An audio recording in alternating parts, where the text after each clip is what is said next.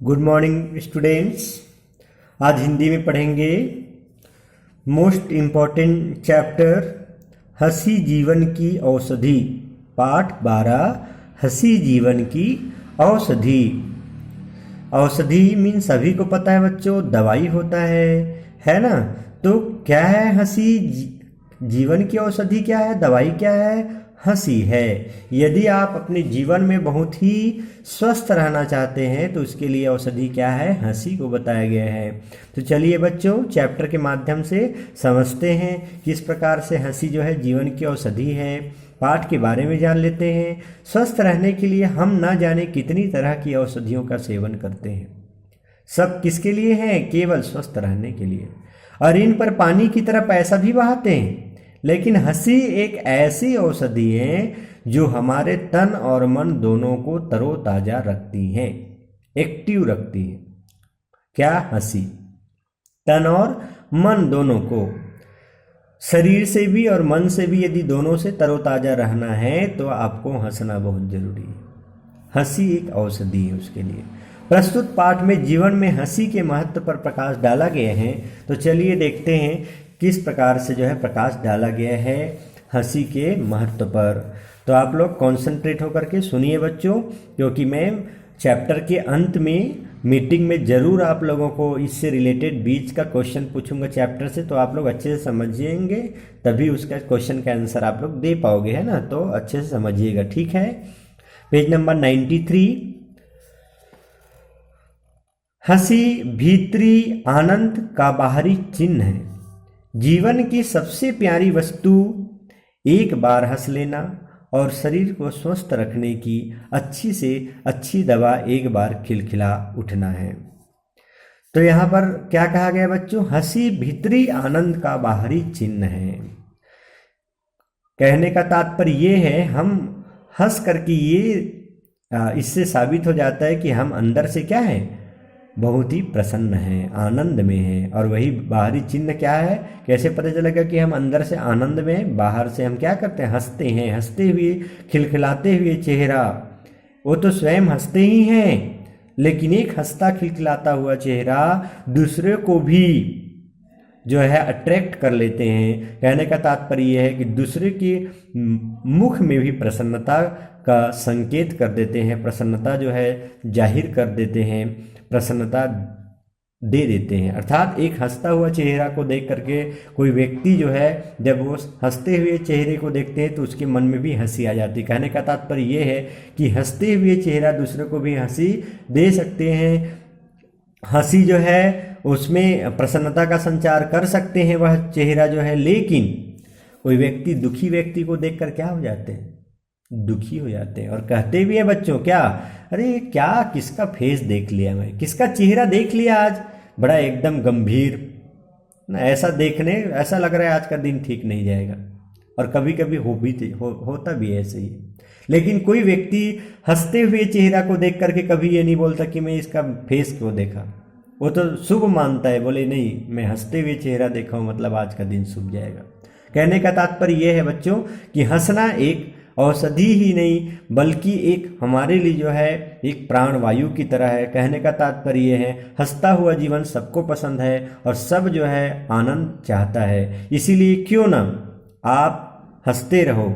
और हंसने से क्या है, हमेशा हर परिस्थिति पर, चाहे जीवन में सुख हो या दुख हो, हर घड़ी में हमें हंसना चाहिए, मुस्कुराना चाहिए। और मुस्कुराते हुए जीवन को ही जीवन जीने की शैली कहा गया है। मुस्कुराता हुआ जीवन को ही सब लोग पसंद करते हैं, चाहे वह कोई भी अवस्था में हो, कोई भी स्थिति में हो। यदि कोई मुस्कुराता है तो सब व्यक्ति मुस्कुराते हुए चेहरे को पसंद करता है। एक बच्चा भी यदि वो मुस्कुराता है तो सब कोई उसे जो है लाइक करता है, लेकिन रोता हुआ बच्चा को क्या है, कोई पसंद नहीं करता। वैसे ही हर व्यक्ति यदि वो मुस्कुराता है तो सबको अच्छा लगता है, और रोते हुए फेस, गंभीरता फेस, जो अपने आप में दूसरे देखते हैं वो भी दुखी हो जाते हैं, ऐसा जो चेहरा है वो किसी को भी पसंद नहीं आता। इसीलिए इस पाठ में कहा गया है कि हमेशा मुस्कुराते रहिए, हर परिस्थिति को मुस्कुराते हुए आप जो है क्या करिए, उस परिस्थिति का जो है आप अपने अनुसार से बना लीजिए। कहने का तात्पर्य ये है कि हर परिस्थिति में आप मुस्कुराते हुए उस परिस्थिति का उपयोग करिए, चाहे सुख हो या दुख हो, लेकिन आपकी जो चेहरे की हंसी है वो हमेशा बरकरार होनी चाहिए। दवा एक बार खिलखिला उठना है। कहने का तात्पर्य यह है कि यदि हम हंसते हैं तो वही हमारे जीवन की सबसे अमोघ दवा है। पुराने लोग कहा गए हैं कि हंसो खूब हंसो, हंसी कितने ही कला कौशलों में श्रेष्ठ है, जितना ही खुलकर लोग हंसते हैं उनकी उतनी ही आयु बढ़ती है। ठीक है बच्चों, उम्र किस लिए आज हम लोग क्वेश्चन करते हैं कि आज के लोग कितने कम उम्र में क्यों डिजीज बीमारी के शिकार हो जाते हैं, कम उम्र में लोग बुजुर्ग टाइप का क्यों दिखते हैं, कम उम्र में लोग चिंताजनक क्यों ऐसा प्रतीत होते, आज के लोग कम उम्र के क्यों होते जा रहे हैं। तो कारण यही है बच्चों, सब कुछ तो गेन प्राप्त कर रहा है, वो सब कुछ गेन कर रहा है, सब प्राप्त कर रहा है, लेकिन उसके जीवन में जो है खुशी प्रसन्नता कम है, टेंशन ज़्यादा है, और ये टेंशन ही है जो व्यक्ति की आयु को कम करती है। एक यूनानी विद्वान कहता है कि सदा अपने कर्मों को खींचने वाला, कर्मों से दुखी रहने वाला हेरीलेक्स बहुत कम जिया, पर प्रसन्न मन डेमाक्रिट्स 109 वर्षों तक जीवित रहा। हंसी खुशी का नाम ही जीवन है, जो रोते हैं उनका जीवन व्यर्थ है। कवि कहता है जिंदगी जिंदा दिली का नाम है, मुर्दा दिल क्या खाक जिया करते हैं। एक विलायती विद्वान ने अपनी पुस्तक में लिखा है कि उत्तम सुअवसर की हंसी उदास से उदास मनुष्य को आनंदित कर देती है। आनंद एक ऐसा प्रबल इंजन है जो शोक और दुख की दीवारों को ढहा सकता है। ठीक है बच्चों, समझ में आ रहा है ना। इंजन शब्द यहाँ पर दे दे, जैसे गाड़ी की इंजन मजबूत है तो वह कैसी भी स्थिति से भी जो है हम अपनी गाड़ी को पार करा सकते हैं, हमें पार करा सकती है गाड़ी, लेकिन इंजन ही यदि खराब है तो गाड़ी आगे नहीं बढ़ सकती। उसी प्रकार आनंद हमारे जीवन रूपी शरीर, जो जीवन मनुष्य जीवन का जो है क्या है, आनंद क्या है, उसमें इंजन है। और जो व्यक्ति जितना आनंदित रहता है वो उतना ही फिट रहता है, उतना ही जो है स्ट्रांग रहता है। जो सुख और दुख की दीवारों को ढहा सकता है, ऐसे व्यक्ति लंबी आयु के लिए उत्तम से उत्तम उपाय चित्त को प्रसन्न रखना है। सबसे बेस्ट विकल्प यही है कि आप चित्त को, मन को प्रसन्न रखो, मन से प्रसन्न रहो। सुयोग्य वैद्य अपने रोगी के कानों में आनंद रूपी मंत्र सुनाता है। एक अंग्रेज डॉक्टर कहता है कि किसी नगर में दवाई लदे हुए 20 गधे ले जाने से एक हंसोड़ आदमी का ले जाना अधिक लाभकारी है। ठीक है, समझ में आ रहा बच्चों। डॉक्टर कहता है कि किसी नगर में दवाई लदे हुए 20 गधे ले जाने से एक हंसोड़ आदमी का ले जाना अधिक लाभकारी है। कहने का मतलब ये है कि हंसाने वाला आदमी हो जाए तो कहीं ना कहीं हमारा जितना स्टॉक है दवाई वो उससे कई गुना लाभकारी है। हंसना बहुत जरूरी है बच्चों।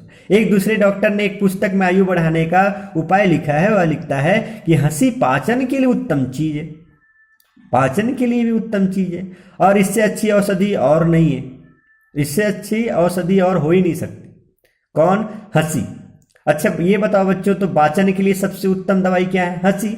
और बताइए जितने भी लगभग जितने रोग हैं, डिजीज है, वो सब किसकी वजह से होता है पता है आपको? पाचन क्रिया से ही होता है, अर्थात पेट से ही होता है, पेट से ही जुड़ा हुआ है सबका कनेक्शन।